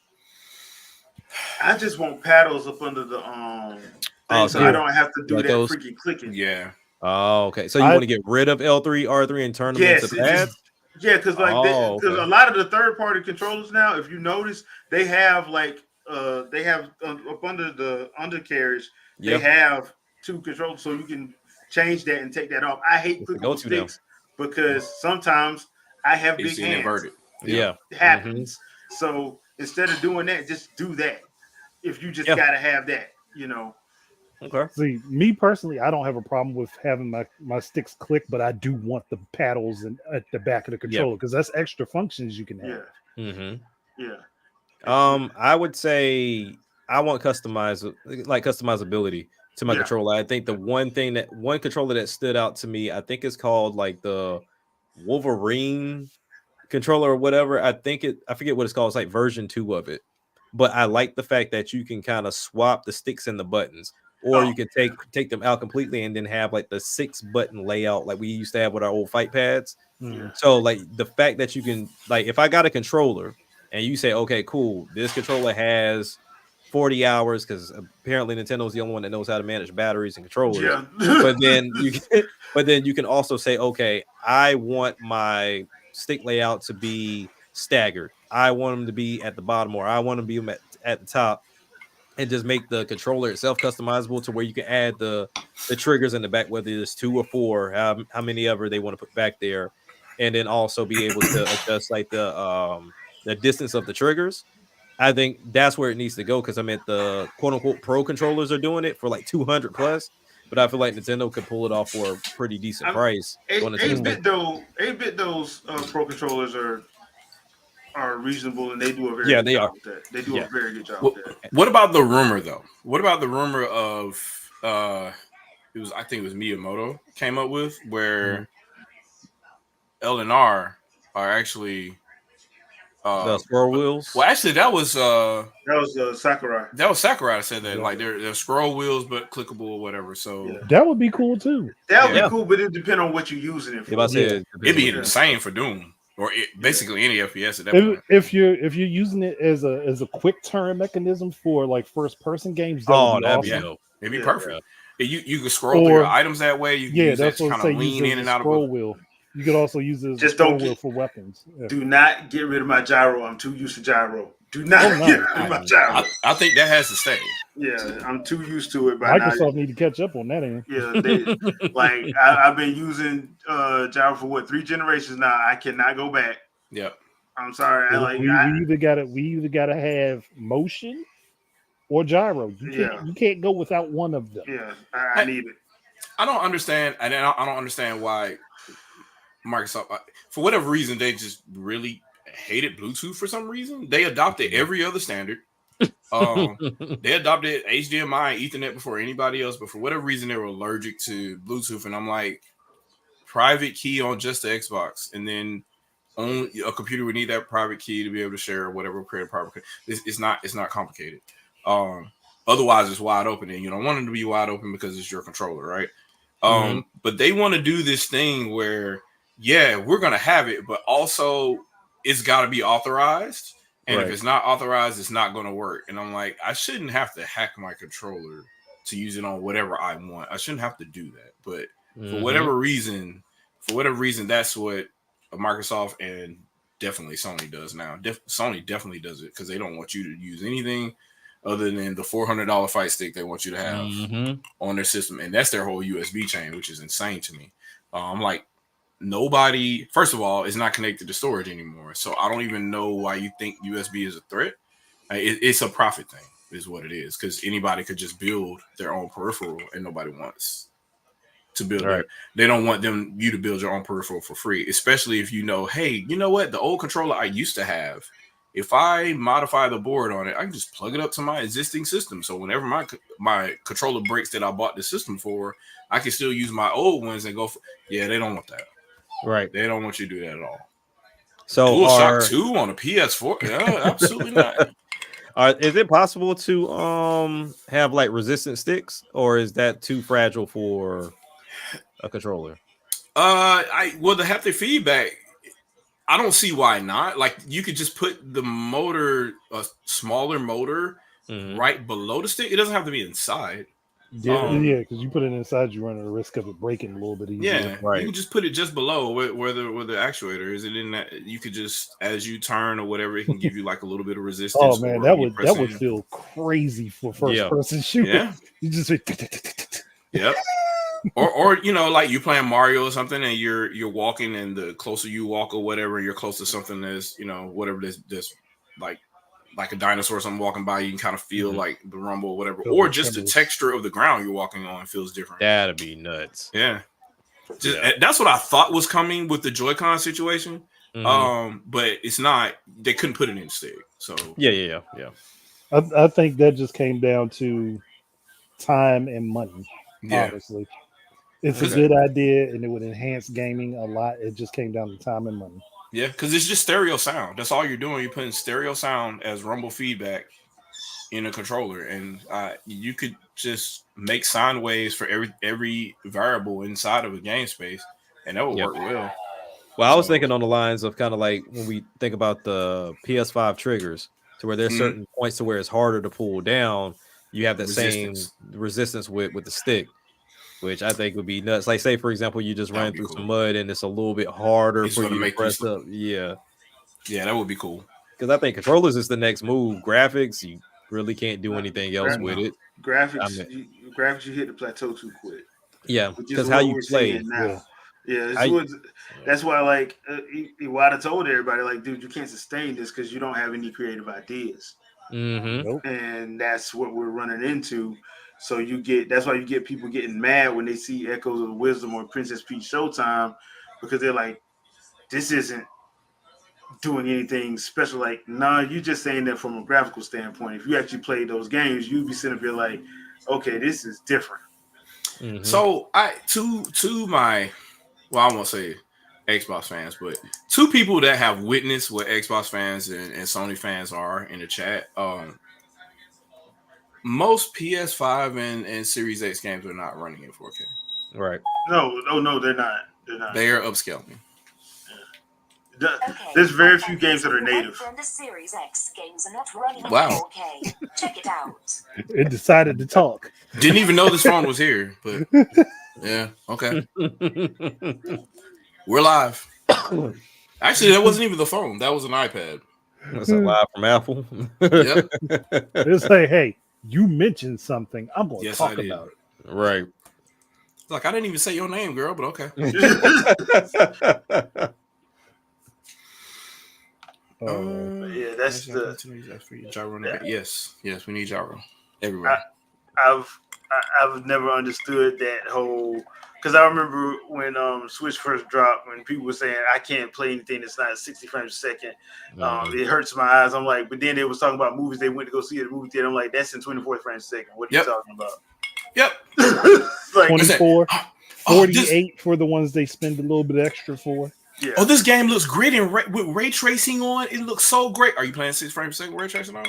Yeah. Nope. Oh no, but oh, okay. But I thought 30 frames per second was unplayable. My eyes bleed if it's below 60. And it's still not 4K, but it is 4K. You sure? Yeah. You sure? Because that's another thing that ray tracing was alive for. It's not 4K if they ray tracing. Yeah. So all that eye scrunching you do and all that digital foundry watching you do, you don't pay attention to them when they say, "Oh, well, you know this dynamic resolution is happening on the other platforms too." You know, every other frame is not drawing. It's not drawing 2160p. It's not. Right. They're alternating. They're checkerboarding. They're still not doing it, which is crazy to me because they have the memory bandwidth to do it. It's just they're making these big ass games that are bloated and they're not taking advantage of the hardware that's in front of them. And they're using engines that fight against the natural process of the consoles. Which is insane to me. I watched another talk on Mark Cerny yesterday, and I just heard him again, and he's surprised that so many publishers went to 60 frames per second.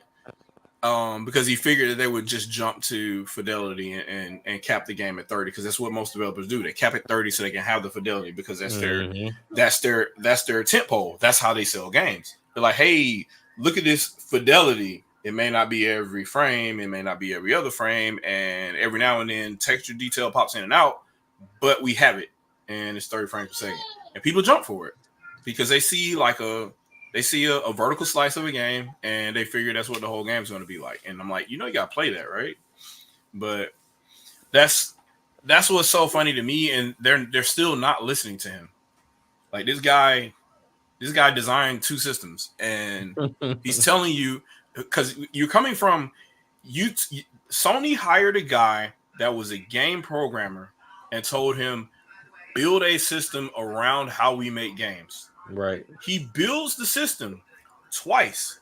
Then he tells you this is how you should design games around what we did to build this system. And developers are like, nah. Nah, I'm not gonna do that. No, absolutely Like, not. oh, you see them rocks over there in Unreal 4? Yeah, I'm gonna just go with that. Yeah. And they're like PS4 can do what? It has GDDR5. But you know what? It's so fast. I'm still gonna make you go make a sandwich while this game installs. And I'm like, you didn't have to do that. Because the games that he worked closely with Naughty Dog on and stuff like that, it wasn't that big of an issue. Right. And you have other games. I'm like, it just bothers me. Random third party game you install and just walk away. Just walk away because that's how long it's going to take for you to install the game, to start the game. Or just go to sleep. Or just go to sleep and come back. And I'm trying to figure out if and wake up in the morning and if play. the SSD is magic. I'm really trying to figure out why there are load times at all on PS5. There should be zero. Because Spider-Man had us thinking that there wasn't going to be any. Yeah. Well, was that a lie? and what's so sad is like you could really make it appear like there's no load times on that system.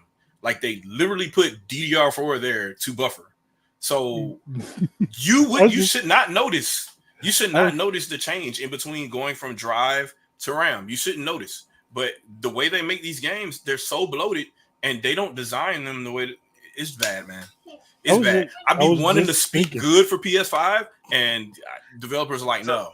So y'all ready for that 310 gigabit base Activision? No. Call of Duty 6? Y'all ready for that? Y'all ready for that? I didn't drop Call of Duty years ago. So yeah, I haven't played Call of Duty in years. I ain't even worried about Call of Duty at this point. I'm worried about GTA 6. Ooh, that can't be played until PS7 comes out. There Once you go. PS7 comes out, then you'll see the true power of what it can do. The moment when entire console manufacturers have to make upgrades to their console because one game is coming out, that's bad. Sad. That's just put it on PC. Just put it on PC. But look, I would be perfectly fine if GTA 6 came out and it was 60 frames per second and it was 1440p. I'd be perfectly fine with that. You would, but most people would not. Twitter would not be. But the bad thing is, they could do that and just not tell anyone that they did that, and they'd be perfectly fine. As long as Digital Foundry don't say nothing. As long as they don't say nothing. And IGN. Yeah. IGN just gonna pair it with Digital Foundry say so. Yeah, or they'll pretend it's 4K until Digital Foundry says something. Mm-hmm. That interview was so funny. But that interview was funny when they talked about the whole Metroid Prime 4 Beyond thing, and they was like, I'm like, bruh, I would give Digital Foundry this. They learned from that Tears of the Kingdom BS thing. Oh, this has to be on a pro system because look at the clouds. They have said that you saw for the comment several games. You saw the comment out of and that wasn't to drag them. It was more like the awareness of your audience because if they're so tech savvy, why would they even send you that question? And it was more a stab at them too because I'm like, why did you even address that? Shouldn't have to. Because the first thing I'm going to do is if I know how the majority of my audience is and I've been talking to them and educating them, if I got a question like that, I'm not even going to pose that as can it really be a problem? If you know what you're talking about, the first answer is obviously it could do that. Like fucking Wii U was doing 1080p. Yeah. What are we doing? Yeah. Like this. But hey, in the words of the great animated thespian Bugs Bunny, it is to laugh. So, all right, peeps, we're gonna call it a show tonight. Thank you, everybody in the chat, for coming through. We appreciate you. Andre, anything you want to pimp out? I mean, I did drop a video saying that Capcom vs. SNK collection should come to the Switch. So we know that's going to happen sometime soon. And I got a couple other things I'm working on right now. I just want to get a few videos out because I got some thoughts and I know I'm going to hurt some feelings again. Always. Oh, and go ahead and worry about AI before it takes over the creative scene. There's also a video I put out about that. Ain't we according to the 90s action movies? Wasn't Skynet supposed to already become self-aware by now? Yeah. Look, self-aware don't mean ready to act. Oh, okay, my bad. Sorry, I'm a few years off. I'm still waiting for my hoverboard and my hover cars, and I mean, my well, self-retracting jackets. I'm waiting on all that. Back to the Future. Skynet went to the future, and hollered at Nimrod, and Nimrod said it wasn't gonna work, so they went all the way back to like the cave days and tried again, and it was too hot, and then the dinosaurs bit them up, so they had to go back to present day, and so they're stuck being regular computers right now that we're talking about. And right now, Nimrod messed around and talked to Bastion. Bastion got on his nerves. He's like, you brought me down to junior acting, mother. He just What left. are we doing? So, all right, Jack, anything you want to pimp out? Man, I'm kind of going on my Andre run here pretty soon of kind of doing think pieces, and this one's kind of centered around this weird conversation that's happening with the state of VR. Like you got one end that feels like it's dead, the other side that feels like it's doing just fine, and me being kind of like, I guess you could say a casual, if you will, because I don't get caught up in the numbers, because there's a lot of guys that when they have conversations, they talking about like they're looking at the data, the details, like the systems that's being used, and a whole 9 yards. But I'm just looking at it from my perspective, and so I want to do a few videos as into where I feel like it stands when you're talking about between Meta, PSVR 2, and then even Apple with their Pro Vision, and kind of how that plays a role. And I think there's like another one getting ready to come out soon, made by the guy that initially helped make the Quest. He went off on his own tangent, so he's gonna do his own headset too. So I mean, it's an interesting space to kind of see where it's going, but it's also very interesting to see something, I guess you could say, very fresh, already take on like that console war mentality already. And so I'm gonna do a couple of videos based on that. Okay, all right, Shadow. Channel's not dead. I'll have I'm working on a video right now, so it'll be up at some point, and it's just talking about more recent stuff. So, and channel update. So stay tuned. The channel will actually have some content on it. So go figure. Other than that, yeah, just keep gaming. And I don't know why, but for some reason, people just think that I'm just this corporate bootlicker because I say that Nintendo can do what they want with their intellectual property. But then whenever I post something about, like how pro worker either they are or anybody else is, then I get crickets from those same people that said I was a bootlicker. They're not. That's about right. And it's just interesting how that works. So I'll probably end up doing some content about that too at some point. So yeah, just stay tuned, and the quizzes are going to be on YouTube as well. I know I said that last week, but they will be on there. So just look forward and you'll see them. All righty. As for me, we got Trails Through Daybreak dropping next week, so I am going to do some gameplay of that live on Friday. I have Friday off, so I'll probably do that sometime in the afternoon. And I meant to put some gameplay up for Beyond Good and Evil 20th Anniversary Edition. I will make sure that gets put up on the channel sometime this week. That'll be quietly. It'll be just the first hour. So I'll do that so you guys can see how it runs. Other than that, yeah, I don't have much. So we'll see you guys next Sunday, 7 p.m. Eastern Standard Time. Peace, people. Peace. Deuces.